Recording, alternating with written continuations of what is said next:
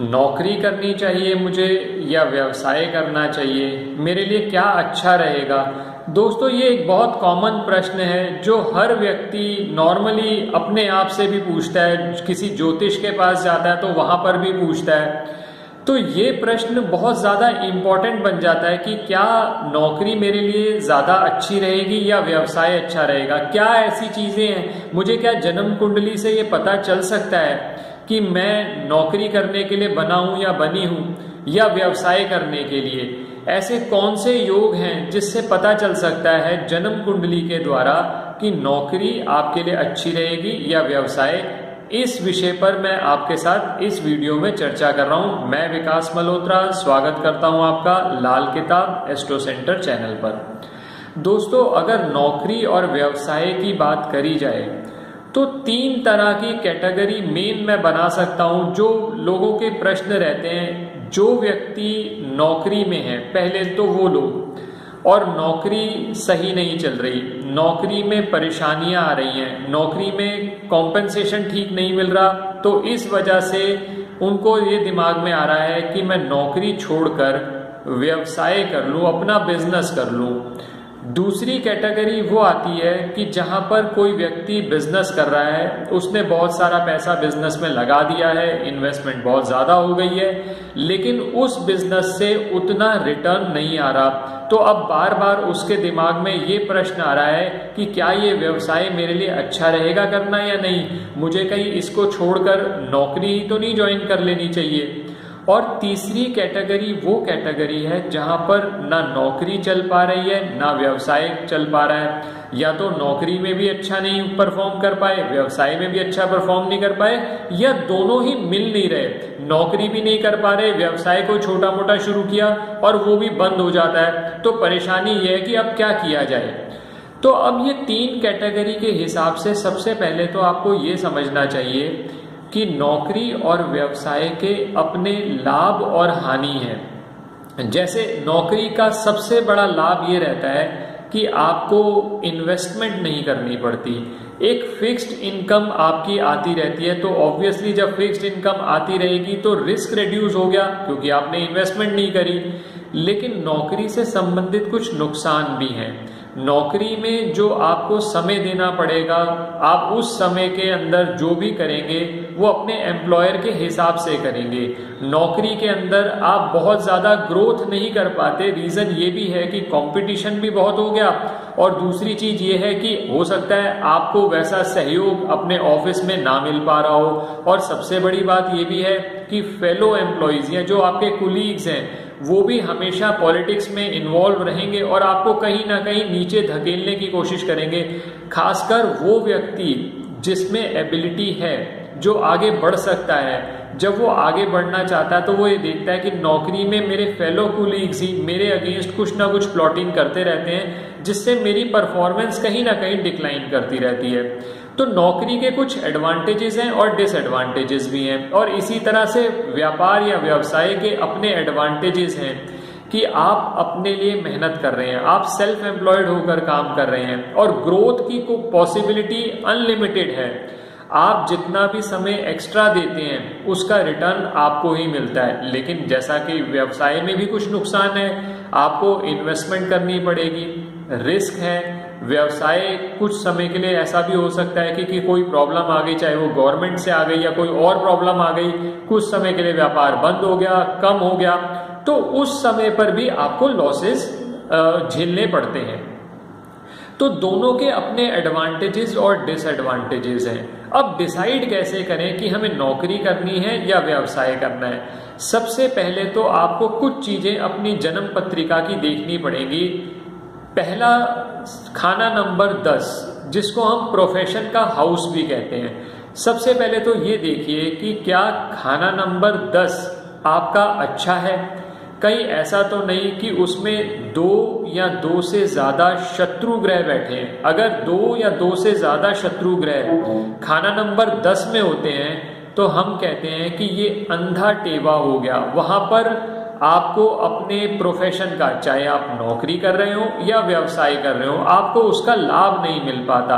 तो ऐसे में किया क्या जाए ऐसे केसेस के अंदर ये सजेस्ट किया जाता है कि कम से कम साल में 2 बार 10 अंधों को आप दोपहर का भोजन कराएं, और ये कोशिश करें, ये अगर हो सके तो ये रविवार वाले दिन कर लें तो ज्यादा अच्छा है। तो सबसे पहले तो ये देखिए कि खाना नंबर 10 की पोजीशन क्या है, क्योंकि वही आपका प्रोफेशन हाउस है। इसके अलावा आप ये देखिए कि शनिदेव की कैसी पोजीशन है। अगर शनिदेव अच्छे हैं तो खाना नंबर 10 में आपको लाभ मिल सकता है। तो चाहे आप नौकरी करें या व्यवसाय करें, आपको दोनों ही केसेस के अंदर लाभ रहेगा। और सबसे बड़ी बात ये जरूर ध्यान रखिए कि कहीं आपने अपने शनि ग्रह खराब तो नहीं किए। अगर आप मेहनत से जी चुराते हैं, कंटिन्यूअसली मेहनत नहीं कर पाते, तो कहीं ना कहीं आपके शनि जरूर खराब होंगे। अगर आप ऐसी कोई भी चीज करते हैं तो सबसे पहले तो ये कोशिश करिए अपनी तरफ से पूरा 100% एफर्ट डालें। आप 100% एफर्ट डालेंगे तो आपके शनि आपको जरूर अच्छा रिजल्ट देंगे, और आपको फिर चाहे नौकरी में या व्यवसाय में दोनों जगह लाभ होगा। तो सबसे पहले तो देखिए खाना नंबर 10 की पोजीशन क्या है। अब इस वीडियो में मैं कुछ संक्षिप्त में आपसे 2-3 हाउसेस शेयर कर पाऊंगा, क्योंकि रीजन ये है कि नहीं तो फिर वीडियो बहुत लंबी हो जाती, क्योंकि ये बहुत डिटेल्ड विषय है। खाना नंबर 10 के बाद आप देखिए खाना नंबर 11 की क्या पोजीशन है। खाना नंबर 11 जो है उसे कुंडली का लाभ स्थान कहते हैं। अब उसमें क्या कोई प्लेनेट है या नहीं है, पहले तो ये देखिए। दूसरी चीज, खाना नंबर 11 में अगर बुध है तो कहा जाता है 34 साल की उम्र तक बहुत ज्यादा व्यापार में सफलता नहीं मिलती। तो अगर खाना नंबर 11 में आपके बुध हैं तो उस केस के अंदर सबसे अच्छा आपके लिए यही रहेगा कि आप नौकरी करें। नौकरी करने के बाद आप 34 साल के बाद आप कुछ अपनी इनकम एक्यूमुलेट कर लें, और उसके बाद आप व्यापार के बारे में भी सोच सकते हैं। इसी तरह से खाना नंबर 11 में अगर राहु है तो राहु उतार चढ़ाव बहुत देते हैं। तो ऐसे में अगर आप व्यापार करेंगे तो हो सकता है कि आपको बहुत ज्यादा उतार चढ़ाव आए, और फिर अगर आपकी फाइनेंशियल पोजीशन बहुत अच्छी नहीं है तो आप उस उतार चढ़ाव को झेल नहीं पाएंगे। ऐसे केसेस में भी ये सजेस्ट किया जाता है कि आप नौकरी कर लें तो ज्यादा अच्छा रहेगा। नहीं तो पहले आप अपने बुध और राहु उनको अच्छा करें, ताकि आपको फिर खाना नंबर 11 से संबंधित लाभ मिल सके। इसी तरह से खाना नंबर 6 की पोजीशन देखी जाती है। अगर मान लीजिए खाना नंबर 6 आपका बहुत ज्यादा खराब हुआ है, जैसे फॉर एग्जांपल खाना नंबर 6 में सूर्य है।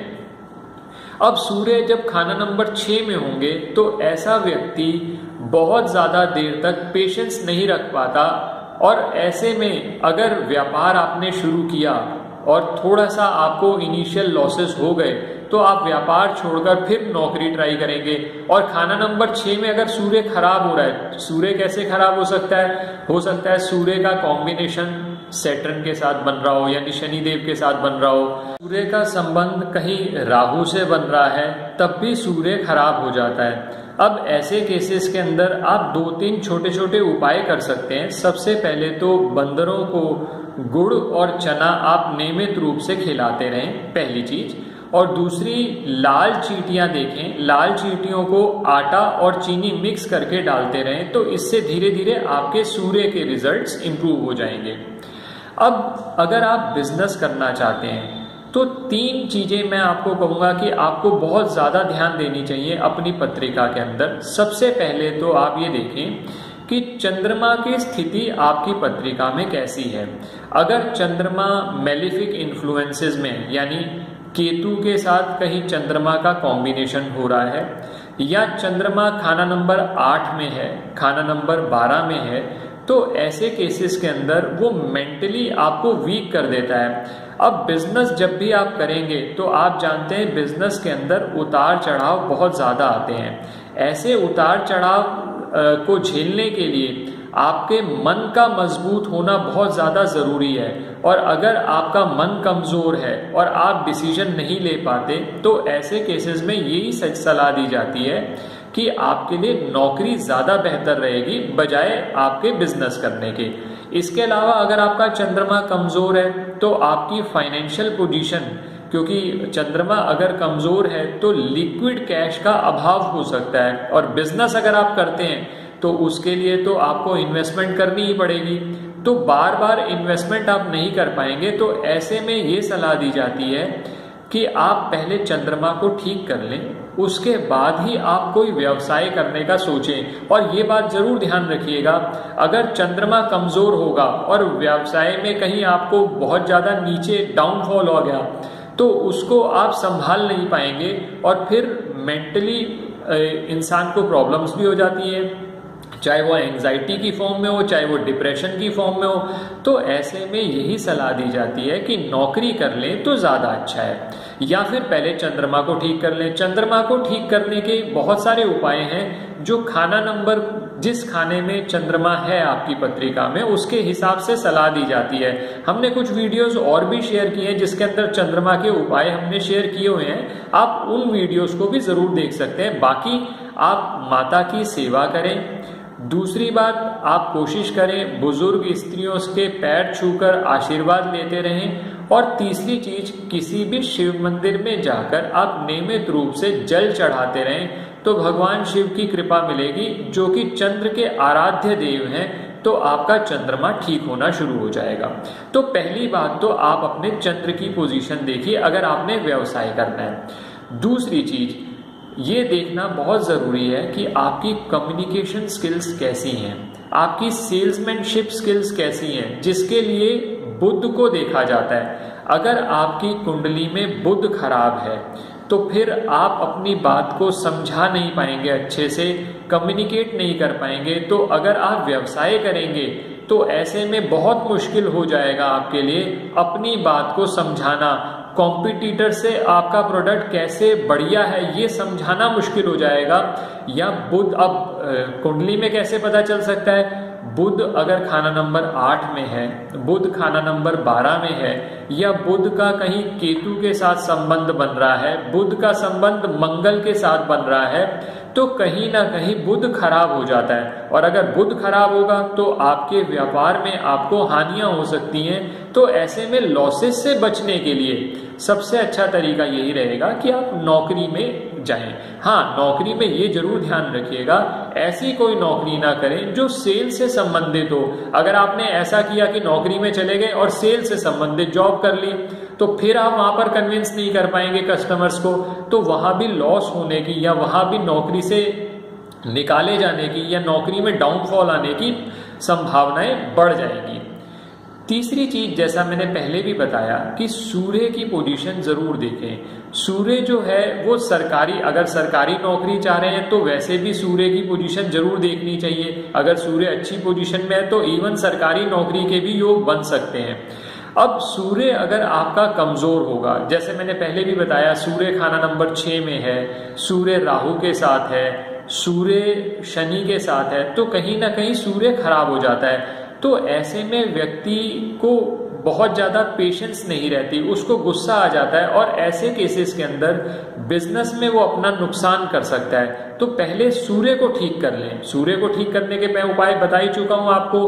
आप बंदरों को नियमित रूप से गुड़ चना खिलाएं, चींटियों को आटा और चीनी मिक्स करके डालें, तो धीरे धीरे आपके सूर्य के रिजल्ट्स भी अच्छे होने लग जाएंगे और फिर आप व्यवसाय के बारे में सोच सकते हैं। तो दोस्तों, कुछ ऐसे कॉम्बिनेशंस मैंने आपसे बात करी, इन कॉम्बिनेशंस का तो बिल्कुल ध्यान जरूरी है आपके लिए। और सबसे अच्छा ये रहता है कि आप अपनी जन्म पत्रिका के हिसाब से परामर्श ले लें कि आपके लिए कौन सा व्यवसाय सही रहेगा। क्या आपके लिए नौकरी सही रहेगी या व्यवसाय सही रहेगा?